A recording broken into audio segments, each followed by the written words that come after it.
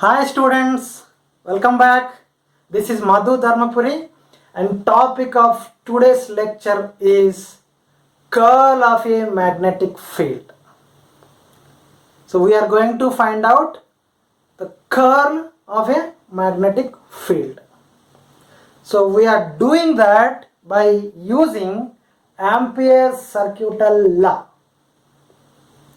If you have not watched Ampere circuital law video lecture, do watch it so that you will know what it is.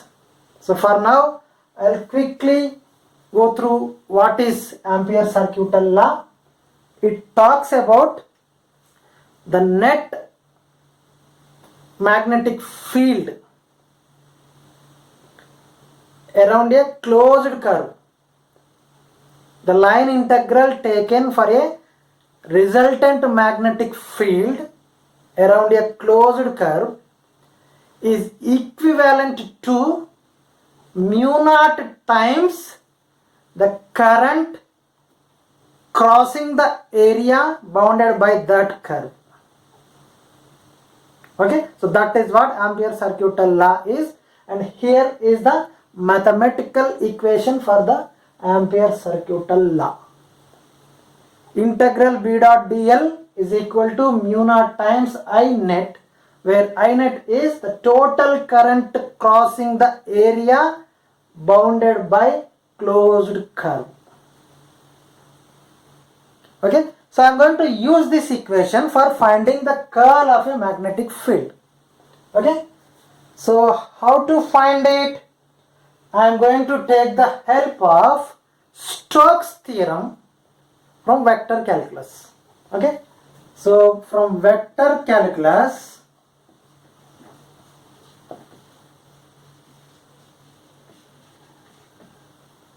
if A is a vector,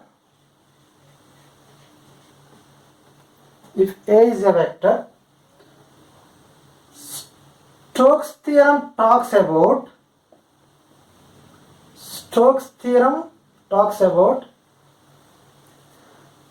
the conversion of line integral of this vector to the curl of the vector taken over a surface integral. Okay, so let me write the equation for Stokes theorem. The closed curve A dot dl is equal to surface integral del cross A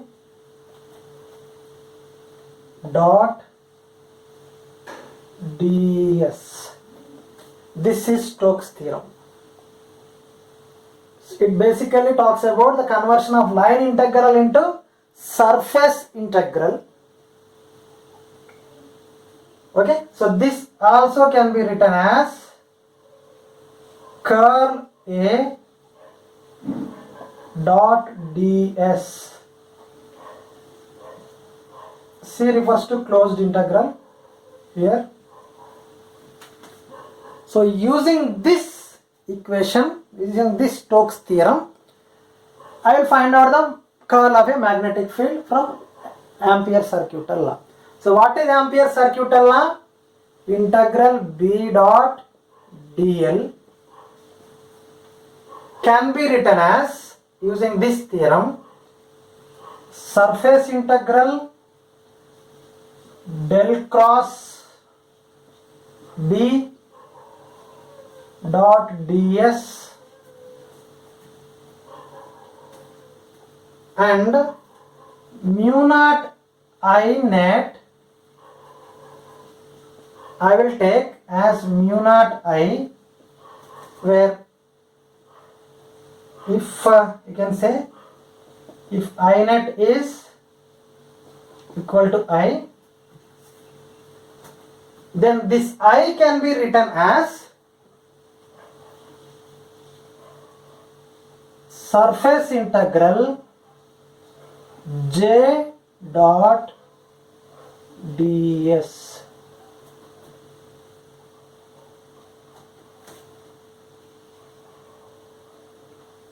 J dot ds. So this is mu naught I net. Now equate both of them because this is equal to this. What do we get?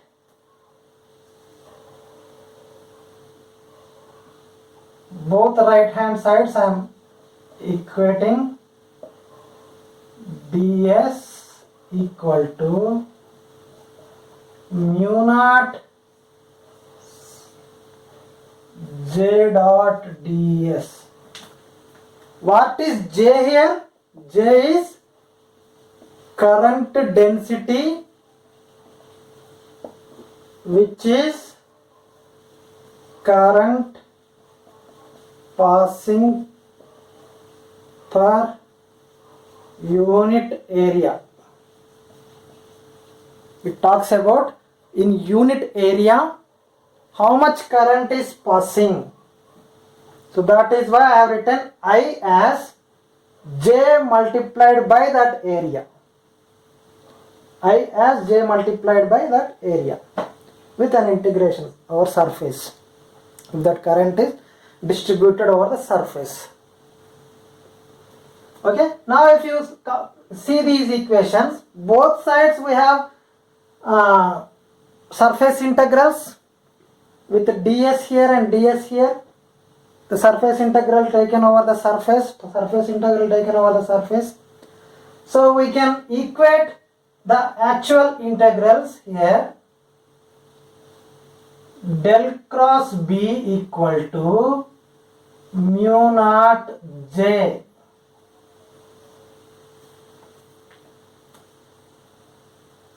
mu naught J.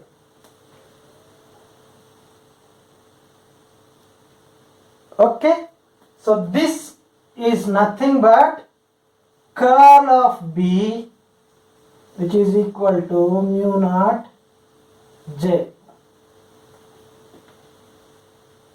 The curl.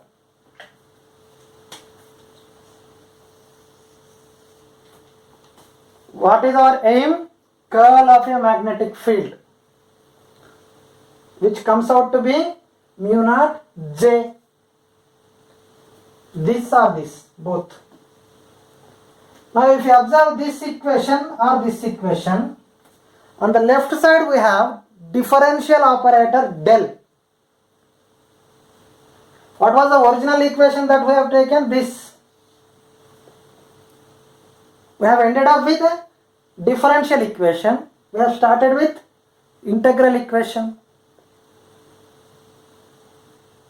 which means that this equation is a differential form of Ampere circuital law.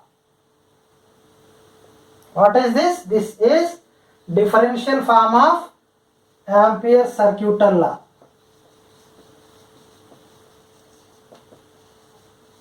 Differential form of Ampere circuital law. I am writing Ampere's law.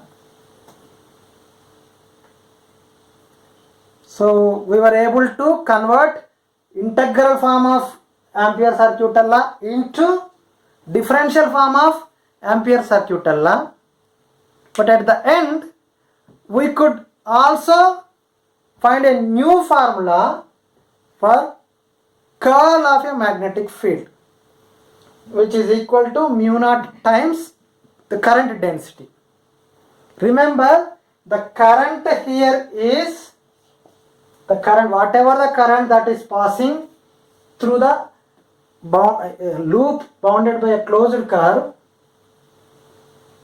is steady current, which is time independent current, does not depend on time, so that electric field remains constant. So Ampere circuital law, both integral form and differential form, are valid only for steady currents. Okay, so this is how we can calculate curl of a magnetic field by using Stokes theorem from vector calculus. Hope you have understood. If you have any doubts regarding this lecture, you can keep your doubts under the comment section. Thank you.